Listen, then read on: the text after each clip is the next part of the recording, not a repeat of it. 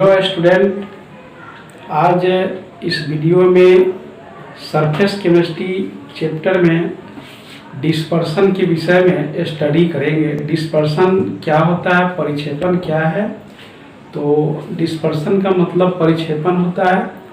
परिक्षेपण means एक पदार्थ को दूसरे पदार्थ के इर्द गिर्द फैला देने, मिला देने की प्रक्रिया को हम परिक्षेपण के रूप में जानते हैं। जैसे जल में आप नमक को मिला देते हैं तो नमक के जो मॉलिक्यूल्स है, मतलब साल्ट के जो मॉलिक्यूल्स है, वह जल में डिसोसिएट कर जाता है, टूट जाता है, फैल जाता है, मिल जाता है।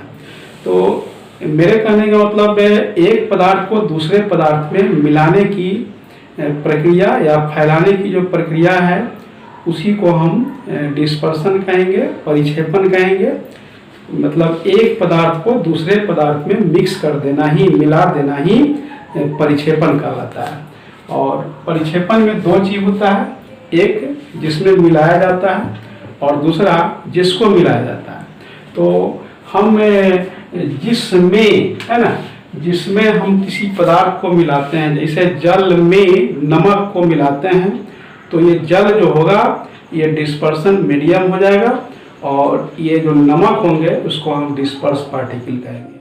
मेरे कहने का मतलब जिस माध्यम में हम दूसरे पदार्थ को मिलाते हैं उस माध्यम को परिक्षेपण माध्यम कहेंगे, और जिस पदार्थ को परिक्षेपण माध्यम में मिलाया जाता है उसको हम डिस्पर्स पार्टिकल मतलब परिक्षिप्त कण कहेंगे। तो डिस्पर्सन, अब देखिए, डिस्पर्सन मीडियम मीन्स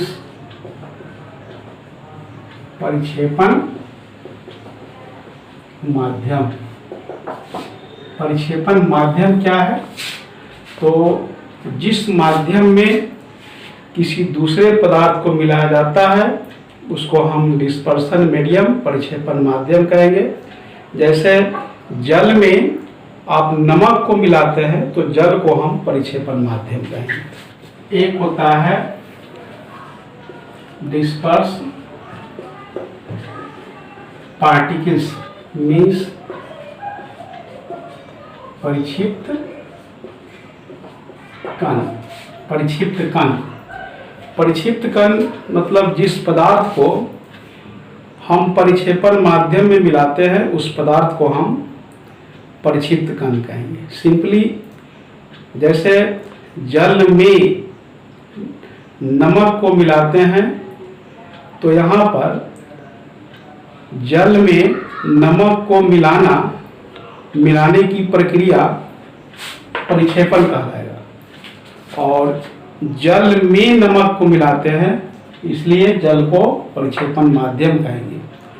और जिस माध्यम में किसी पदार्थ को मिलाया जाता है, जैसे जल में नमक को मिलाया जाता है तो हम नमक को परिक्षिप्त कण कहेंगे। इसको ऐसे समझिए कि एक पदार्थ को दूसरे पदार्थ में मिला देने, फैला देने की प्रक्रिया परिक्षेपण है, ठीक है ना। जिस माध्यम में किसी पदार्थ को मिलाया जाता है उसको परिक्षेपण माध्यम कहेंगे। और तीसरा परिक्षेपण माध्यम में जिस पदार्थ को मिलाते हैं उसको परिक्षिप्त कण कहेंगे। तो इस तरह से एक पदार्थ को दूसरे पदार्थ में मिलाने की जो प्रक्रिया है वह परिक्षेपण हुआ, और बना जो पदार्थ होता है वह विलयन के रूप में जाना जाता है। यह तीन तरह का होता है, एक सस्पेंशन होता है, दूसरा कोलाइडर होता है और तीसरा ट्रू सॉल्यूशन होता है। ये सस्पेंशन क्या है? सस्पेंशन मीन्स निलंबन। निलंबन क्या है? वैसा विषमांग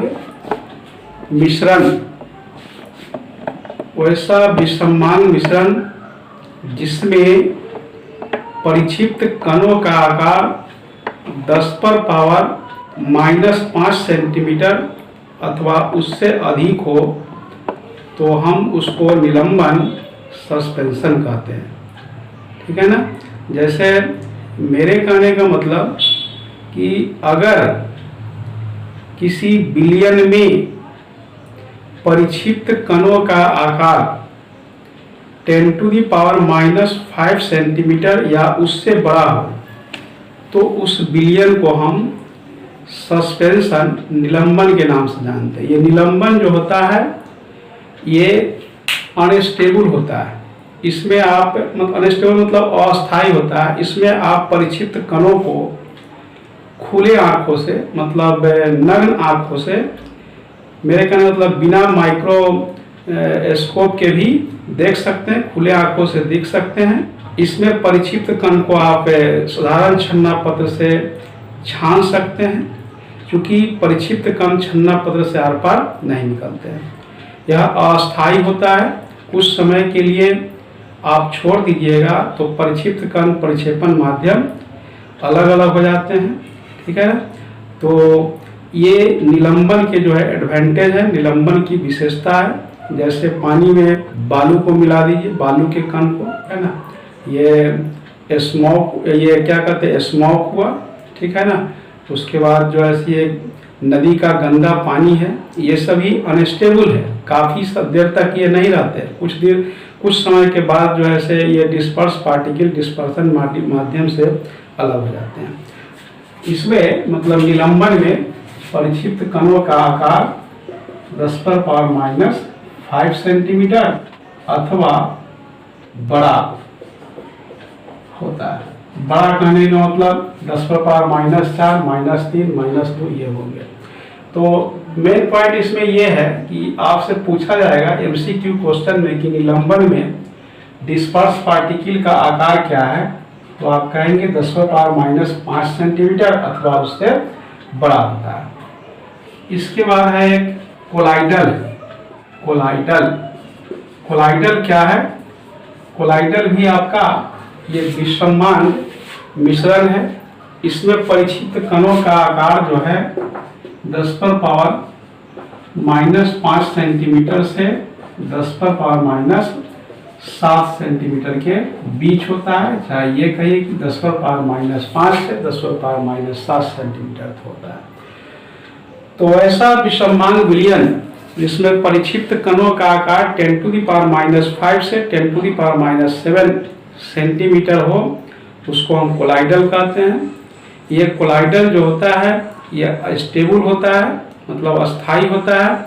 इसमें परिक्षिप्त कण को आप छन्ना पत्र से नहीं छान सकते, क्योंकि परिक्षिप्त कण छन्ना पत्र से आर पार निकल जाते हैं और ये जो है आपको अस्थायी होंगे, ठीक है ना। इसमें आप परिक्षिप्त कण को फिल्ट्रेट नहीं कर सकते हैं, ठीक है ना। तो इसमें भी आपका मेन पॉइंट है, आपसे कोई पूछे कि कोलाइडल में परिक्षिप्त कणों का आकार क्या है, तो आप कहेंगे 10⁻⁻5 सेंटीमीटर से 10⁻⁻7 सेंटीमीटर होता है। एक होता है आपका true solution. True solution means वास्तविक विलयन। ये वास्तविक विलयन क्या है? वास्तविक विलयन कहने का मतलब ऐसा विलयन जिसमें परिक्षिप्त कणों का आकार ये 10⁻⁻7 से भी छोटा हो, मतलब 10⁻⁸ हो, -9 हो, मतलब काफी छोटा हो, ठीक है ना। तो हम कहेंगे वैसा समांगी, ये समांगी होगा, वो दोनों विसमांगी था, ये समांगी मिश्रण होंगे। वैसा समांग मिश्रण जिसमें परिक्षिप्त कणों का आकार 10⁻⁻7 सेंटीमीटर अथवा छोटा हो, तो उसको हम वास्तविक विलयन कहेंगे। तो इसमें तीनों में आपका मेन पॉइंट है कणों का आकार, ठीक है ना। वास्तविक विलयन में कणों का आकार 10⁻⁻7 सेंटीमीटर अथवा उससे छोटा। कोलाइडल में परिक्षिप्त कणों का आकार 10⁻⁻5 सेंटीमीटर से 10⁻⁻7 सेंटीमीटर होते हैं। निलंबन में परिक्षिप्त कणों का आकार 10⁻⁻5 सेंटीमीटर अथवा बड़ा होगा। इस 3 पॉइंट को निश्चित रूप से हम लोग याद रखेंगे। ये निलंबन जो होता है अस्थायी होता है, इसमें परिक्षिप्त कण को हम खुले आंखों से देख सकते हैं। परिक्षिप्त कण, तीसरा परिक्षिप्त कणों को हम ये छन्ना पर छान सकते हैं। कोलाइडल जो है ये आपका विसमांगी मिश्रण है, इसमें परिक्षिप्त कणों का आकार 10⁻⁻5 से 10⁻⁻7 सेंटीमीटर होंगे। इसमें प्रक्षिप्त कणों को खुले आंखों से नहीं देख सकते हैं, और ये जो है अस्थाई होता है। इसको प्रक्षिप्त कण को हम छन्ना पर छान नहीं सकते हैं, क्योंकि ये छन्ना पर से आर पार निकल जाते हैं। जैसे मिल्क हुआ, दूध, गम मतलब गोंद, ब्लड, इंक, ये सभी कोलाइडल्स हैं। इसको आप छन्ना पर से छान नहीं सकते हैं, ना ही इसके प्रक्षिप्त कणों को खुले आंखों से देख सकते हैं। ये वास्तविक विलयन समान मिश्रण है, जिसमें प्रक्षिप्त कणों का आकार 10⁻⁻7 सेंटीमीटर अथवा उससे छोटा होता है। ठीक है ना। ये अस्थाई होता है। इसमें प्रक्षिप्त कण प्रक्षेपण माध्यम से अलग नहीं होते हैं। इसमें प्रक्षिप्त कण को छन्ना पर छान नहीं सकते हैं, क्योंकि छन्ना पर से आर पार निकल जाता है, और प्रक्षिप्त कणों को आप खुले आंखों से देख भी नहीं सकते हैं। ये कोलाइडल जो है दो तरह का है। ये types of colloidal means colloidal का प्रकार। एक होता है लायोफिलिक कोलाइडल, लायोफिलिक कोलाइडल, और दूसरा है लायोफोबिक कोलाइडल।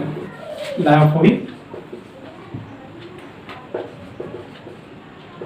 कोलाइडल मतलब आपसे कोई पूछे कोलाइडल कितने तरह के हैं? कोलाइडल दो तरह के, लायोफिलिक, लायोफोबिक। लायोफिलिक को हम विलायक स्नेही भी कहते हैं, लायोफोबिक को विलायक विरागी भी बोलते हैं। तो ये लायोफिलिक क्या है? लायोफिलिक वैसा कोलाइडल जिसमें परिक्षिप्त कण परिक्षेपण माध्यम के बीच काफी प्रीति हो, उसको हम लायोफिलिक कोलाइडल कहेंगे। चाहे आप ये कह सकते हैं कि solvent loving solution. Solvent loving solution मतलब वैसा कोलाइडल जिसमें परिक्षिप्त कण को परिक्षेपण माध्यम के लिए काफ़ी स्नेह हो, उसको हम लायोफिलिक कोलाइडल विलायक स्नेही कहेंगे।